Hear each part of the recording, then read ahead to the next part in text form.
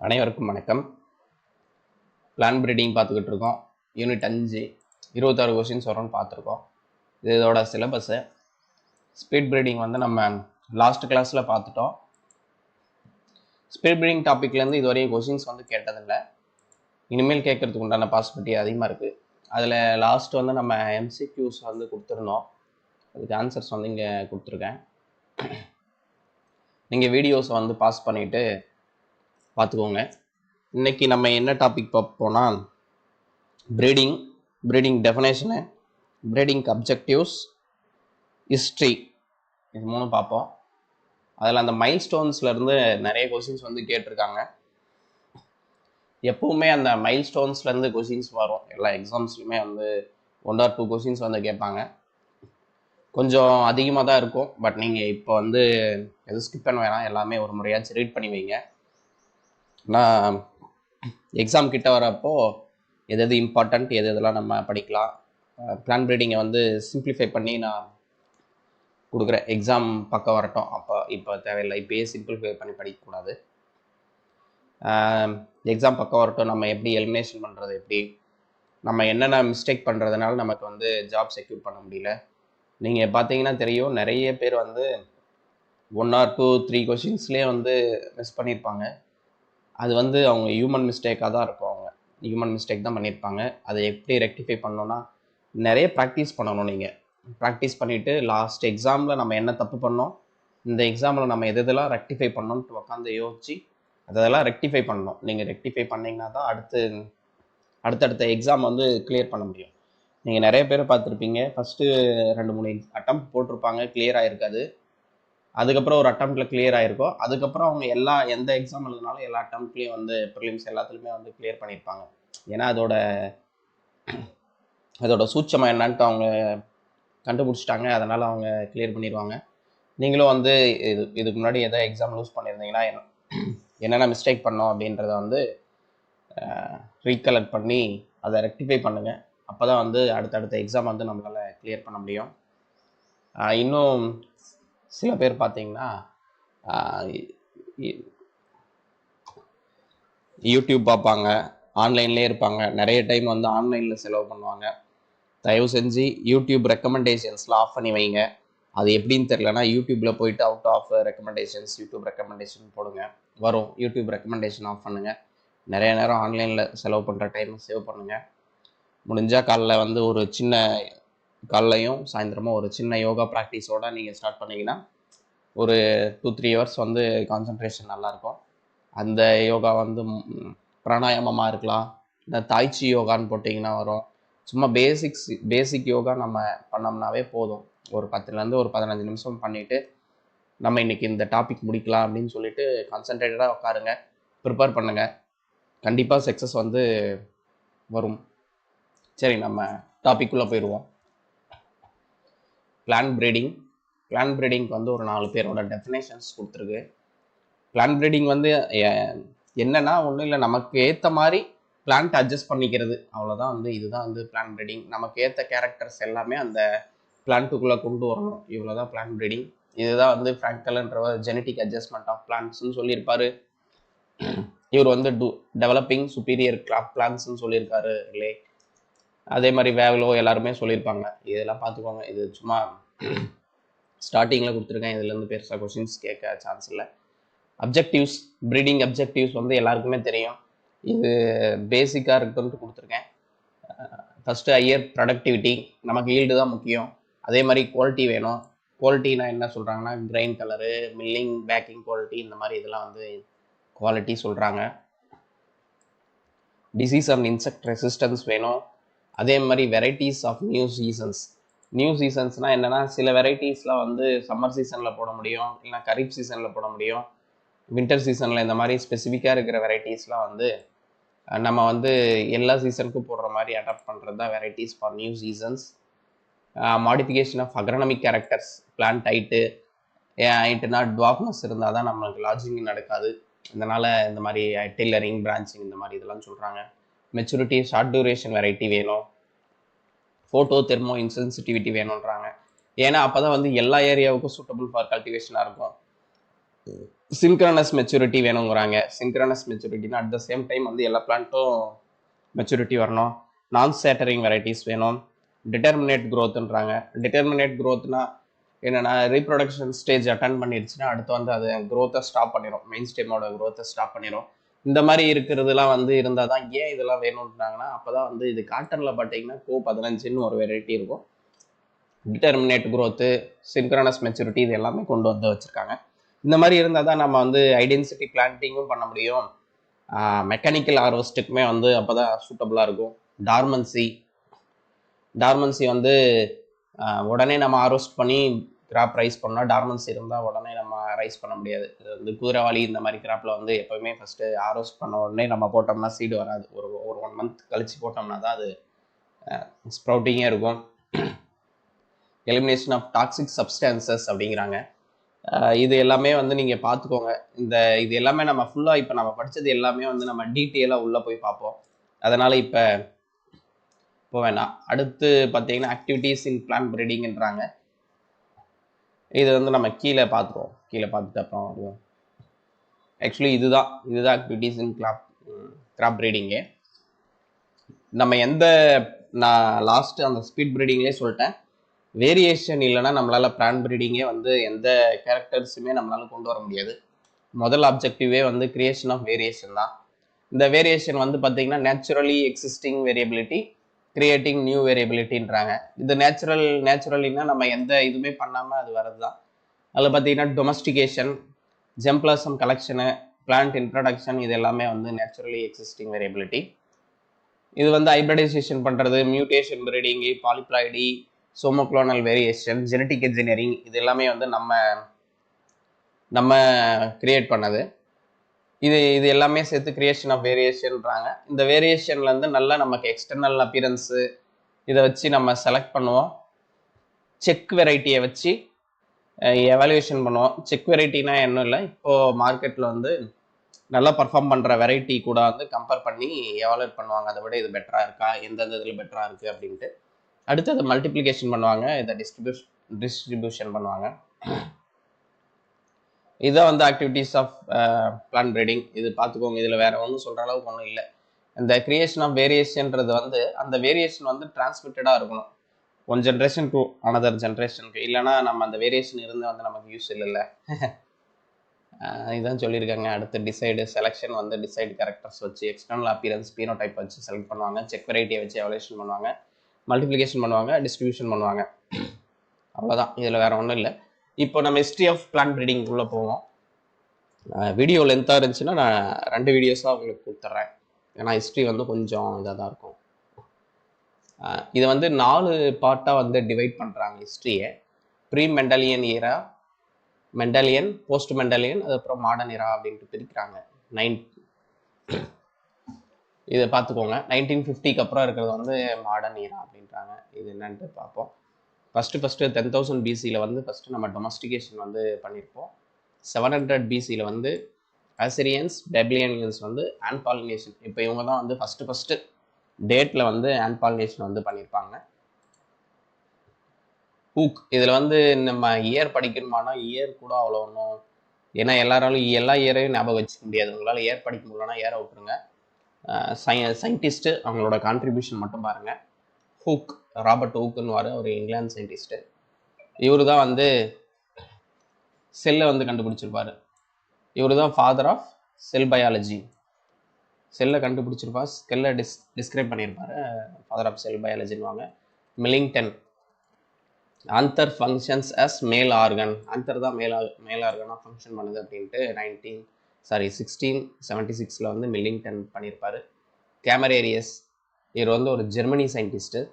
இவர் தான் வந்து first determinate sex in plants maize கிராப்பில் வந்து பண்ணியிருப்பார். இந்த கொஸ்டின்ஸ் வந்து டிஎன்பிஎஸ்சியில் கேட்டிருக்காங்க. நம்ம இதில் வந்து இதுக்கு முன்னாடி கேட்ட டிஎன்பிஎஸ்சி கொஸ்டின்ஸ் எல்லாமே மார்க் பண்ணி தான் வச்சுருக்கு. பின்னாடி உங்களுக்கு அது யூஸ்ஃபுல்லாக தான் இருக்கும். நீங்கள் என்னை பொறுத்தவரையும் நாங்கள் எல்லாருக்கும் சொல்கிறது என்னென்னா, நீங்கள் வந்து ஃபஸ்ட்டு நீங்கள் ஒரு எக்ஸாம் ப்ரிப்பேர் பண்ணுறீங்கன்னா ஃபஸ்ட்டு அந்த எக்ஸாமோட ப்ரீவியஸ் கொஸ்டின் பேப்பரை வந்து கண்டிப்பாக பார்க்கணும். அதை பார்த்துட்டு என்ன மாடலில் வந்து நமக்கு கொஸ்டின் கேட்குறாங்க, என்னென்ன மாதிரி டாபிக் கவர் ஆகுது அப்படின்றத வந்து ஃபஸ்ட்டு அனலைஸ் பண்ணிவிட்டு அடுத்து நம்ம படிக்கணும். முடிஞ்ச வரைக்கும் நம்ம எப்பயுமே ரிட்டன் நோட்ஸ் எடுத்து படிக்கிறது ரொம்ப நல்லது. முடியாதவங்க வந்து அண்டர்லைன் பண்ணி ஏதோ ஒரு மார்க்கர் மாதிரி வச்சு கூட படிக்கலாம். சரி, ரைட். அடுத்து Thomas Fairchild. First interspecific hybrid வந்து உருவாக்கினது இவர் தான். ஸ்வீட் வில்லியம், கார்னேஷன் இது ரெண்டையும் கிராஸ் பண்ணியிருப்பார். லினேயஸ், கரோலஸ் லினேயஸ் தான் சொல்கிறாங்க. பைனாமியல் நாமென்கல்ச்சரை வந்து பண்ணியிருப்பார். கோல் ரூட்டர், ஜெர்மனி சயின்டிஸ்ட்டு. இவர் என்ன சொல்கிறாருன்னா, அந்த ஹைப்ரிட் ஆஃப்ஸ்ப்ரிங் இருக்குதுல்ல, இது வந்து மேல் ஃபீமேலை நம்ம கிராஸ் பண்ணோம்னா அதுலேருந்து வர first filial generation F1 generation வந்து இதுலேருந்து பாதி கேரக்டரும், அதில் ஏலேருந்து பாதி கேரக்டர், பிலேருந்து பாதி கேரக்டரை எடுத்து வரும் அப்படின்னு ஃபஸ்ட்டு சொன்னது வந்து கோல் ரூட்டரை. நான் இதோட பிடிஎஃப் வந்து நான் உங்களுக்கு டிஸ்கிரிப்ஷன் கீழே வந்து அட்டாச் பண்ணுறேன். நீங்கள் ரெஃபரன்ஸ்க்கு வந்து எடுத்துக்கோங்க. நைட்டுன்றவர் வந்து ஆர்டிஃபிஷியல் ஹைபிரிடைசேஷன் ஃபஸ்ட்டு ஃப்ரூட் கிராப்ஸில் அவர் பண்ணியிருப்பார்.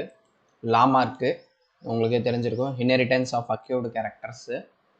ஷெரீஃப், இவர் வந்து பியூர் லைன் செலெக்ஷன், கிளேஸ்டு pure line selection to develop new oat cultivar இதை பண்ணியிருக்காரு. அடுத்து ப்ரௌன், ஈக்வேரேட்டிக் செல் நியூக்ளியஸ் பண்ணியிருப்பார். ஸ்லைடன், ஷவான், இவர் வந்து செல் தியரியை கொடுத்துருப்பாரு. அடுத்து Darwin, origin of species. Mendel, இவர் தான் வந்து லா ஆஃப் இன்ஹெரிட்டன்ஸு. இது வந்து கார்டன் பீல வந்து ஒரு 7 கேரக்டர்ஸை வச்சு ஸ்டடி பண்ணியிருப்பார். அவர் வந்து ஒரு புக்கை பப்ளிஷ் பண்ணியிருப்பார், எக்ஸ்பெரிமெண்ட்ஸ் இன் பிளான்ட் ஹைபிரிடைசேஷன்னு. இது அவரது இருக்கும். ஃபஸ்ட்டு நீங்கள் பாருங்கள், நான் முக்கியமானதெல்லாம் நான் கடைசியில் வந்து உங்களுக்கு எக்ஸாம் பக்கத்தில் வரும்போது கொடுக்குறேன். இவர் வந்து டபுள் ஃபெர்டிலைசேஷன் வந்து கண்டுபிடிச்சிருப்பாரு.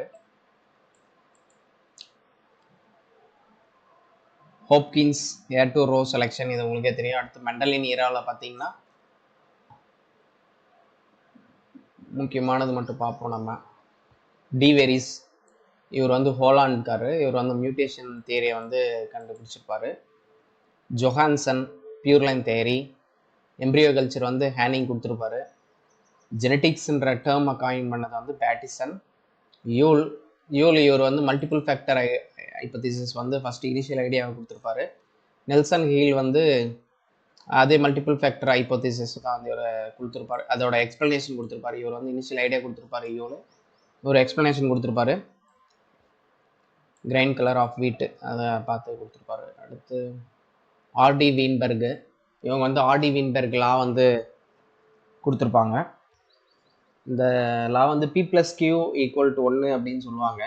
அதாவது இந்த ஆர்டி வீன்பெர்க் லா என்ன சொல்லணும்னா, அல்லீலும் ஜீனோடைப் ஃப்ரீக்வன்சியும் அந்த பாப்புலேஷனில் வந்து கான்ஸ்டண்ட்டாக இருக்கும். எந்த எக்ஸ்டர்னல் ஃபோர்ஸ், அதாவது ஜெனட்டிக் ட்ரிஃப்ட்டு, மியூட்டேஷன், மைக்ரேஷன், இது எதுவும் நடக்காத வரையும் கான்ஸ்டண்ட்டாக இருக்கும் அப்படின்னு சொல்லுவாங்க. இதுதான் வந்து ஆர்டி வீன்பெர்க் லா. இந்த ஹெட்ரோசிஸ் டேர்மை காயின் பண்ணது வந்து ஷெல். அடுத்து போஸ்ட் மெண்டலின் இராவில் பார்த்தீங்கன்னா முல்லர், இவர் வந்து எக்ஸ்ரே வந்து ஆர்டிஃபிஷியல் மியூட்டேஷன் சொல்லியிருப்பார். ஸ்டாட்லர், இவர் வந்து மியூட்டஜெனிக் எஃபெக்ட் எக்ஸ்ரேஸ் இன் பார்லியில் வந்து சொல்லியிருப்பார். எம்சி கிளிங்டாக், இவர் வந்து ஜம்பிங் ஜீன்ஸ்ன்னு சொல்லுவாங்க, டிரான்ஸ்போசபிள் எலிமெண்ட்ஸ்னு. மெய்ஸில் அது ஒரு 10 குரோமோசோம்ஸ் இருக்கிறதா வந்து மெய்ஸில் இவர் கண்டுபிடிச்சிருப்பார். இவர் வந்து ரோடாஸ், இவர் வந்து சைட்டோபிளாஸ்மிக் மேல் ஸ்டெரிலிட்டின் மெய்ஸை வந்து கண்டுபிடிச்சிருப்பார். மாதிரி ஒரு சயின்டிஸ்ட்டுமே கான்ட்ரிபியூட் பண்ணியிருப்பாங்க. ஹல், ரெக்கரன்ஸ் செலெக்ஷன் கண்டுபிடிச்சிருப்பாரு. காம்ஸ்டாக் இட்டால் வந்து ரெசிப்ரோக்கல் ரெக்கரன்ஸ் செலெக்ஷன் வந்து சொல்லியிருப்பாரு. இவர் எம்சி கிளின்டாக், இவர் தான் வந்து அந்த ஜம்பிங் ஜீன்ஸ் சொன்ன இல்லை, இவர் கிளின்டாக் வந்து இவர் நோபல் ப்ரைஸை வாங்கியிருப்பார் இந்த டிரான்ஸ்போசபிள் எலிமெண்ட்ஸ் வந்து மெய்ஸில் கண்டுபிடிச்சதுக்காக. 1983 வந்து நோபல் ப்ரைஸ் இவருக்கு கொடுத்துருப்பாங்க. மெய்ஸை வச்சு ரிசர்ச் பண்ணியிருப்பார். இதில் ACDSன்றது ஆக்டிவேட்டர் எலிமெண்ட்டுன்னு வாங்க, ஏசினா டிசோசியேஷன் எலிமெண்ட்டுன்னு வாங்க, ஆட்டோனமஸ் டிரான்ஸ்போசபிள் எலிமெண்ட்டுன்னு வாங்க இது ஏசினா. இது வந்து டிஸ்ஸு நான் அட்டானமஸ் எலிமெண்ட்னுவாங்க. அடுத்து மாடர்ன் இரா. இவர் ஜென்சன் மல்டிலைன்ஸ் இன் ஓட்ஸ் ஃபஸ்ட்டு சஜஸ்ட் பண்ணியிருப்பார். நார்மன் போர்லாகு, இவர் உங்களுக்கு தெரியும். அடுத்து van der பிளாங்க்கு vertical and horizontal resistance பற்றி சொல்லியிருப்பார். போர்லாக் வந்து கிரீன் ரெவல்யூஷன் வீட் வெரைட்டிஸில் இது பண்ணியிருப்பார், டார்ஃப் வெரைட்டிஸ். டொனால்டு கிராப் இடியோடைப் இன் வீட்டில் சொல்லியிருப்பார் அந்த கான்செப்ட். இது எல்லாமே நம்ம பின்னாடி பார்ப்போம். அடுத்து இந்த கொஸ்டின் ரொம்ப முக்கியம். ஃபஸ்ட்டு டிரான்ஸ்ஜெனிக் பிளான்ட் அப்படின்னு கேட்டாங்கன்னா அது வந்து டொபாக்கோ தான். ஃபஸ்ட்டு டிரான்ஸ்ஜெனிக் பிளான்ட்னா டொபாக்கோ. அதே first commercially grown genetically engineering crop. ஆனால் ஃபஸ்ட்டு கமர்ஷியலி டிரான்ஸ்ஜெனிக் கிராப் அப்படின்னா அது வந்து டொமேட்டோ ஃப்ளவர் சவர்னு ஒரு வெரைட்டி வந்து கண்டுபிடிச்சிருப்பாங்க. இந்த கொஸ்டின்ஸ் வந்து டிஎன்பிஎஸ்சியில் ஆல்ரெடி கேட்டிருக்காங்க. இதே development of first transgenic cotton வந்து மான்சென்டா கம்பெனியும் பண்ணியிருப்பாங்க 1987. First transgenic plan tobacco. First commercially transgenetic கிராப்னா அது வந்து டொமேட்டோ ஃப்ளவர் சவர். கார்பச்சென்கோ இவர் வந்து ரஷ்யன் சயின்டிஸ்ட்டு. இவர் தான் வந்து ஃபஸ்ட்டு இன்டர்ஜெனரிக் ஹைப்ரிட் வந்து இது பண்ணியிருப்பார். என்னன்னா ரேப்பனோ பிராசிகா அப்படின்னா ரேடிஸையும் கேபேஜையும் வந்து கிராஸ் பண்ணுறது. பட் இது வந்து சக்ஸஸ் ஆகலை, ஃபெயிலியர் ஆகிடுச்சு. அடுத்து நெஹ்ரோ, இவர் வந்து யூஸ் ட்ரையாங்கிள் அப்படிம்பாங்க. அது எதுக்கு யூஸ் பண்ணுறாங்கன்னா ஆரிஜின் ஆஃப் டெட்ராப்ளாய்டு ஸ்பீசிஸ். இந்த பிராசிக்காவை வச்சு இது பண்ணியிருப்பாங்க. இதெல்லாம் நம்ம பின்னாடி டிஸ்கஸ் பண்ணுவோம். ஃபஸ்ட்டு இன்டர்ஜெனரிக் கிராசஸ் பிட்வீன் வீட்டு அண்டு ரை, இது ரெண்டும் கிராஸ் பண்ணி ட்ரிட்டிக்கல்ன்றதை வந்து கண்டுபிடிச்சிருப்பாரு. யாருன்னா ரிம்போ. இது ரொம்ப முக்கியமான கொஷின்ஸு. DT46 அந்த ட்ரிட்டிக்கல் வெரைட்டியோட பேர் வந்து DT46, இதுதான் அந்த வெரைட்டி. ரிம்போ. அடுத்து MS சுவாமிநாதன், இது பார்த்துருப்போம். கிரீன் ரெவல்யூஷனில் வீட்டு இதில் வந்து இது பண்ணியிருப்பாங்க. First chairman national commission of farmers வந்து 2004 வந்துட்டு இருப்பார். ட்ரூ பொட்டேட்டோ சீடு, இது வந்து ராமானுஜம். பீடில் அண்ட் டாட்டம் என்ன சொல்லியிருப்பாங்கன்னா ஒன் ஜீன் ஒன் என்சைம், இந்த கான்செப்ட் வந்து பீடில் டாட்டம் சொல்லியிருப்பாங்க. இது டிஎன்பிஎஸ்சியில் கேட்டிருக்காங்க. அடுத்து வந்து ஜீன் ஹைப்போதிசிஸ், இது சொன்னது யாருன்னா ஃப்ளாரு. லின்சீடில் வந்து கொடுத்துருப்பாங்க. ஃபஸ்ட்டு ஜீனோம் செக்யூன்சிங் வந்து 2000 பண்ணியிருப்பாங்க. ஃபஸ்ட்டு பிளான்ட் வந்து அராப்டாத்திஸ் தாலியானாவில் பண்ணியிருப்பாங்க. அடுத்து பயாலஜிக்கல் டைவர்சிட்டி ஆக்ட் வந்து 2002 கொண்டு வந்திருப்பாங்க. பிடி காட்டன் வந்து கமர்ஷியலாக அப்ரூவ் பண்ணது வந்து 2002. இந்த கொஷின் கேட்டிருக்காங்க. கோல்சிஸ்டின் இது வந்து நம்ம பார்த்தோம், குரோமோசோம் டப்ளிங் யூஸ் பண்ணுறது. பிளாக்ஸ்லி அண்ட் நீபல் கண்டுபிடிச்சிருப்பாங்க. Mechanism of insect resistance Painter கண்டுபிடிச்சிருப்பாங்க. மல்டிலைன் கான்செப்ட் ஓட்டில் வந்து ஜென்சன் கொடுத்துருப்பாரு.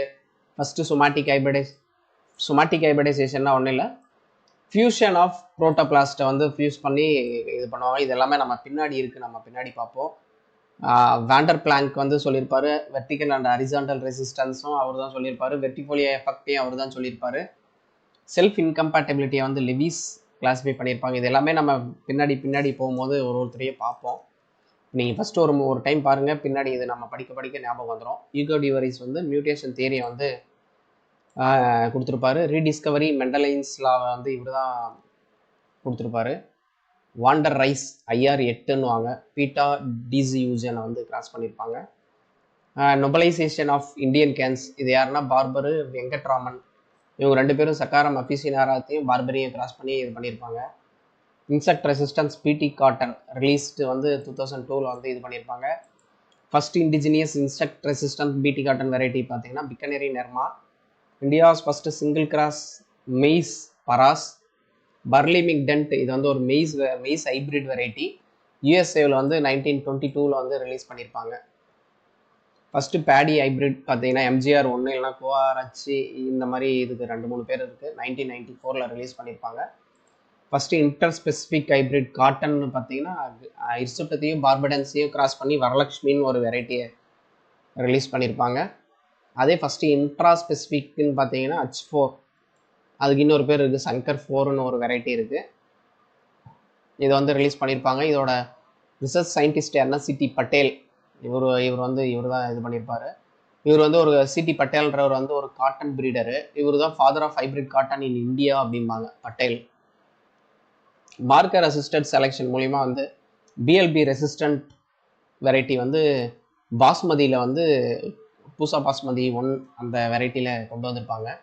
அந்த ரெசிஸ்டன்ட் ஜீன் என்ன ஜீனுன்னு பார்த்தீங்கன்னா XA21 XA13 அது. அடுத்து வந்து சம்மர்ஜன்ஸ் டாலரண்ட் வெரைட்டின்னு பார்த்தீங்கன்னா ஸ்வர்ணா சப் 1.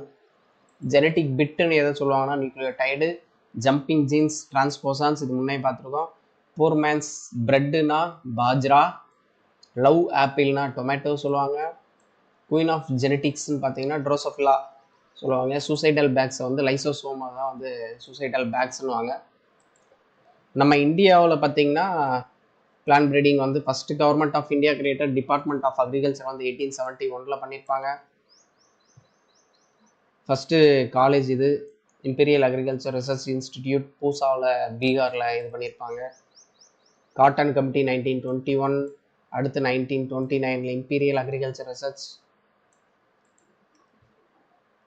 1956 வந்து regional research cotton, oilseed, millets இது எல்லாமே இது பண்ணி இனிஷியேட் பண்ணியிருப்பாங்க.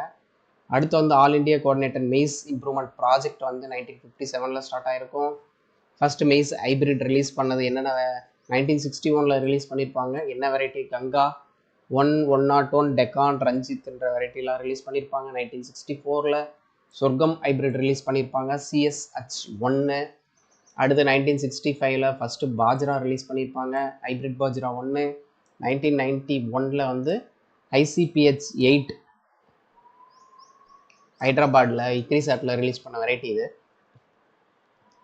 சம் இம்பார்ட்டன்ட் பிளான்ட் ப்ரீடர்ஸ்ன்னு பார்த்தீங்கன்னா வெங்கட்ராமன் நம்ம பார்த்தோம். சக்காரம் அப்பீஸ் நேரம் சுகர் கேன் ப்ரீடரு. பிபி பால் வந்து ஃபஸ்ட்டு DG இன் ICR. இவர் வந்து டிசீஸ் ரெசிஸ்டன்ஸ் வெரைட்டி வீட்டில் வந்து இது பண்ணியிருப்பார். சுவாமிநாதன் வந்து கிரீன் ரெவல்யூஷன் இன் இந்தியா. இவர் வந்து வீட்டில் ரிசர்ச் பண்ணியிருப்பார். புஷ்கர்நாத் இவர் வந்து ஒரு பொட்டேட்டோ ப்ரீடர். அடுத்து NGP ராவ் இவர் வந்து ஒரு சொர்க்கம் ப்ரீடர். அடுத்து ராமையா வந்து ரைஸ் ப்ரீடரு. அத்வால் இவர் வந்து பேல் மில்லட் கம்பு. போசிசன் வந்து மெய்ஸ் ப்ரீடரு. சித்திக் வந்து ஹைப்ரிட் ரைஸ். ஆக்சுவலி இவர் ரைஸ் ப்ரீடரு. இவர் தான் வந்து father of hybrid rice in India அப்படிம்பாங்க. அடுத்து இந்த இதில் சும்மா MCQ வந்து கொஞ்சம் கொடுத்துருக்கேன். இதை பாருங்கள். நான் இதோட PDF வந்து நான் உங்களுக்கு கீழே அட்டாச் பண்ணி விட்றேன். இதை வந்து நீங்கள் பாருங்கள். இது ஈஸியாக தான் இருக்கும். நம்ம போக வந்து நான் இதில் இன்னும் இம்பார்ட்டன்ஸ் என்னென்ன இருக்குன்றதை வந்து இது சொல்கிறேன். இப்போதைக்கு இதை வந்து பார்த்துக்கோங்க. வீடியோவை பாஸ் பண்ணிவிட்டு பார்த்துக்கோங்க. தேங்க்யூ.